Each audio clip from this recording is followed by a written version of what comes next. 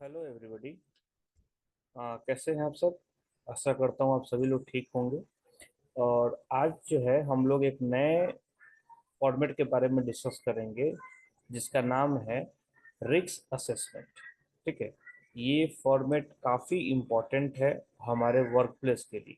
जितने भी सेफ्टी के लोग हैं इस फॉर्मेट की अहमियत को समझते होंगे कि रिस्क असेसमेंट का फॉर्मेट बनाना या उसका फॉर्म भरना कितना ज़रूरी है और हमें कितनी इसकी नॉलेज की आवश्यकता होती है। क्योंकि जब हम लोग रिस्क असेसमेंट कर लेंगे ना तो एक संतुष्टि मिल जाती है कि हमारे जो वर्कर हैं अब वो सुरक्षित तरीके से सही तरीके से काम करेंगे। तो आप सभी लोग देख पा रहे होंगे एक यहाँ पे रिस्क असेसमेंट का हमने फॉर्मेट लिया हुआ है और इसको फिलअप भी किया हुआ है और इसमें बस मैं आपको बताऊंगा कि इसको कैसे मैंने क्यों और क्या लिखा। ठीक। तो आपका फॉर्मेट अलग अलग हो सकता है लेकिन जो हेडिंग्स होते हैं लगभग वो सारे कंपनी के सेम ही होते हैं। ठीक है। जैसे कि मैं यहाँ पे बता दूं आपको कि यहाँ पे जो ये फॉर्मेट है इसका नाम आप देख सकते हैं यहाँ पे कि यहाँ पे सबसे पहले आपको भरना होता है अपने यूनिट का नाम। चाहे आप किस एरिया में अपना रिस्क असेसमेंट कर रहे हैं उस एरिया का नाम यहाँ पे क्या होता है मेंशन करना होता है। पहले पहले आपको यहाँ पे एरिया का नाम मेंशन करना होगा। उसके बाद आप ये जो फॉर्मेट है ये कौन कर रहे हैं कंप्लीटेड बाई मतलब जो रिस्क असेसमेंट है ये कौन कर रहे हैं तो ये आप कर रहे हैं तो आप अपना नाम यहाँ पे लिख लीजिएगा। ठीक है। उसके बाद क्या एक्टिविटी चल रहा है जिस एरिया में जिस साइट में आप काम कर रहे हैं वहाँ पे क्या एक्टिविटी चल रहा है क्या काम चल रहा है। तो वहाँ पे मान लीजिए कि कहीं वेल्डिंग होता है कहीं कटिंग होता है कहीं हाइट वर्क होता है कहीं एक्सकावेशन होता है तो जो भी काम चल रहा है आपको यहाँ पे मेंशन कर लेना। क्लियर। उसके बाद जिस डेट को आप कर रहे हैं वो डेट आपको यहाँ मेंशन कर लेना है। ठीक है। तो पहले आपको डिपार्टमेंट डिपार्टमेंट लिख दीजिए एरिया लिख दीजिए यूनिट लिख दीजिए जहाँ पे काम चल रहा है कौन कर रहा है वो अपना नाम लिख देंगे आप।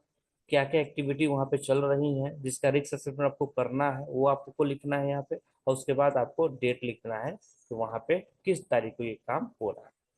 उसके बाद देखिए यहाँ पे हम लोग को समझना है कि ये सब क्या है। जैसे यहाँ पे है हैजार्ड्स ये जो कॉलम है यहाँ पे आपको हैजार्ड्स लिखने हैं जो आपको वहाँ पे दिख रहा है। और दूसरा कॉलम ये जो कॉलम है यहाँ पे आपको मेंशन करना है who might be harm and how. देखो देखिए यहाँ पे दो चीज मेंशन करना है एक तो किसको नुकसान होगा और कैसे। ठीक है।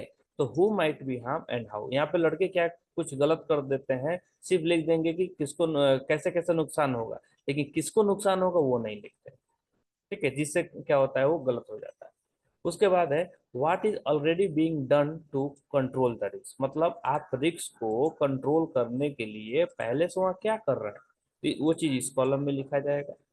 फिर आपको यहाँ से पूछा जाता है कि आर फर्दर कंट्रोल नीडेड कि आगे की कोई कंट्रोल की जरूरत है वो आपको यस में तो यस लिखना है नो तो नो लिख देना है। अगर आपको लगता है कि हाँ मुझे आगे कोई कंट्रोल की जरूरत है तो आपको एडिशनल एक्शन यहाँ पे लिखना है कि आपको और क्या अतिरिक्त आप कर सकते हैं तो यहाँ पे आप लिखेंगे इस कॉलम में। उसके बाद आपको प्रायोरिटी देनी है कि आपका जो ये रिक्स है ये लो है मीडियम है या हाई है क्या। ठीक है। तो चलिए एक हमने भरा हुआ है उसको मैं भर के आपको बताता हूँ। जैसे मैं साइट पे था तो मेरे को दिखा क्या fall of man welding on ceiling level by scaffold मतलब एक स्काफोल्डिंग पे काम चल रहा है और जहाँ पे वर्कर क्या कर रहा है काम कर रहा है मतलब एक स्काफोल्डिंग पे हाइट पे काम कर रहा है। और फॉल ऑफ मैन मतलब संभावना है जो आदमी जो है हाइट से गिर सकता है। ठीक है। तो हु माइट बी हार्म ये तो मेरा हजार हो गया क्या हजार हो गया कि आदमी है जो गिर सकता है। क्यों क्योंकि वो हाइट पे काम कर रहा है। ठीक है। उसके बाद क्या है अब किसको नुकसान होगा तो भैया वेल्डर है ना। वेल्डर ही तो देखिए यहाँ पे लिखा हुआ है कि वेल्डिंग कर रहा था तो गिर सकता है वेल्डर तो वेल्डर को नुकसान होगा। तो welder can get injured during welding on ceiling level by fouling from scaffold मतलब वेल्डर जो है वो काम कर रहा है हाइट पे और उम्मीद आशा है कि वो गिरेगा और गिर के उसको इंजुरी हो जाएगी। तो अब बताइए आप कि वेल्डर है वेल्डर हाइट पे काम कर रहा है और गिरने का संभावना है और गिरेगा तो चोट लगेगा। तो अब उसको गिरने से बचाने के लिए ऐसा नहीं कि वहाँ पे सेफ्टी का कोई उपकरण नहीं होगा या सेफ्टी का कोई तरीका नहीं होगा, वहां पर भी होगा। तो क्या होगा, तो यहाँ पे देखिए, scaffolding inspection is done before starting the work platform with guard rail provider. मतलब वहां पे क्या है कि पहले से वो स्कैफोल्डिंग बना हुआ है और उसका इंस्पेक्शन भी हुआ है, और प्लेटफॉर्म पे गार्ड रेल लगा है, मतलब आदमी हाइट से ना गिरे उसके लिए गार्ड रेल भी लगाया गया है। ठीक है, लेकिन मेरे को फिर भी लगता है कि यहाँ पे कुछ कंट्रोल और होने चाहिए, इसीलिए हमने क्या लिखा है, यस लिखा है। ठीक है, उसके हिसाब से फिर क्या, अब यस लिखा है तो हमको एडिशनल कंट्रोल बताना है कि और मैं क्या कर सकता हूँ वहाँ पे। तो वहाँ पे आपको लिखना है कि safety belt with life line must be provided. मैंने पहला कंट्रोल लिखा है कि भाई मेरे वहां पे क्या होना चाहिए।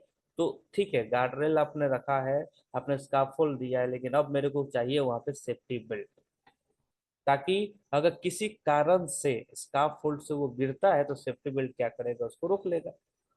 अब देखिए, जब तक वो प्लेटफॉर्म में है तो वो गिरने का संभावना नहीं है, लेकिन अगर वो किसी कारण से गिरता है, अब मान लीजिए किसी ने धक्का ही दे दिया, या कि उसका पैर स्लिप कर गया, या वो कहीं ओवर रीचिंग करने के केस में पलट गया, तो उस केस में क्या होगा, सेफ्टी बेल्ट उसे बचाएगा। और दूसरा पॉइंट क्या है, स्ट्रिक्ट सुपरविजन, मतलब आपको वहाँ पे बहुत ध्यान से देखने की जरूरत है। वहाँ पे आपको सेफ्टी अफसर के द्वारा चेक करवाने की जरूरत है कि हाँ सारे लोग अपने सेफ्टी बेल्ट लगा के काम करें और बढ़िया से काम। ठीक है, तो ये एडिशनल कंट्रोल मेरा दो है। प्रायोरिटी क्या होगा, मीडियम होगा। क्यों, क्योंकि बाकी सब कुछ लगभग कंट्रोल था, इसीलिए प्रायोरिटी हमने मीडियम रखा। दूसरा केस क्या किया है, इलेक्ट्रिक शॉक। अब इलेक्ट्रिक शॉक भी हमारे लिए क्या है, हैजार्ड है, बिजली का झटका, क्योंकि बिजली का झटका लगेगा तो नुकसान ही ना होगा।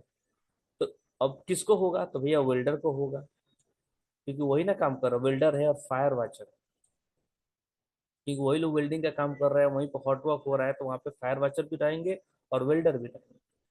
अब क्यों, तो welder and fire watcher get electric shock due to use of damage power cable. अब देखिए यहाँ पे क्या हो रहा है कि पावर केबल जो है वो डैमेज है। ठीक है, पावर केबल क्या है यहाँ पे, वो डैमेज है। तो यहाँ पे हमारा हजार्ड क्या हो सकता है, damage power cable, damage power cable, ये हमारा हजार्ड होगा। ठीक है, यहाँ पे हम लोगों ने इलेक्ट्रिक शॉक लिखा है, तो इलेक्ट्रिक शॉक ना होके यहाँ पे हो जाएगा डैमेज पावर केबल, क्योंकि डैमेज अगर पावर केबल हम यूज करेंगे तो हमारा क्या होगा, इलेक्ट्रिक शॉक लगेगा। और किसको लगेगा, तो वेल्डर को लगेगा और फायर वॉचर को लगेगा। तो यहाँ पे इलेक्ट्रिक शॉक तो ठीक है, उसके बगल में आपको लिखना है डैमेज पावर केबल। ठीक है, अब डैमेज पावर केबल जब यूज हो रहा है तो इससे बचने के लिए क्या पहले से उपाय है वहां पे, तो pre use check are done to avoid any discrepancy.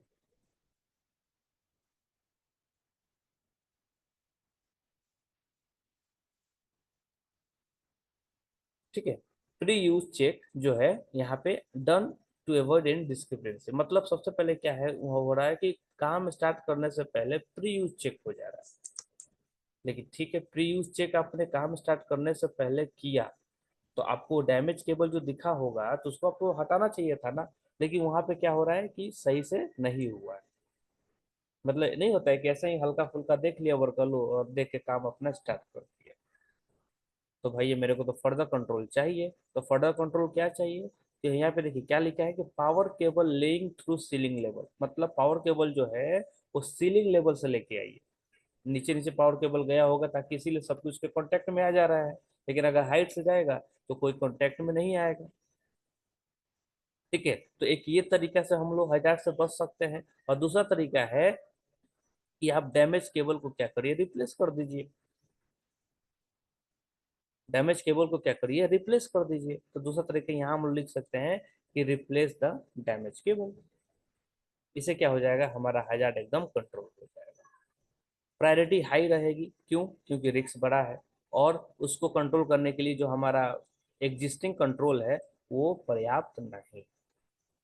इसीलिए यहाँ पे हम लोग क्या कर सकते हैं, ऊपर ऊपर से पावर केबल लेके चले जा सकते हैं ताकि नीचे वाले को किसी को कोई दिक्कत ना हो। और दूसरा चीज है कि हम लोग डैमेज पावर केबल को हटा सकते हैं। ठीक है, तो इस तरीके से हम लोग जो है अपने साइट पे रिस्क असेसमेंट कर सकते हैं। Clear everybody? तो ये रहा हमारा एक छोटा सा रिस्क को कंट्रोल करने का फॉर्मेट। इस तरीके से हम लोग को फॉर्मेट भरना पड़ता है। ठीक है, थैंक यू वेरी मच।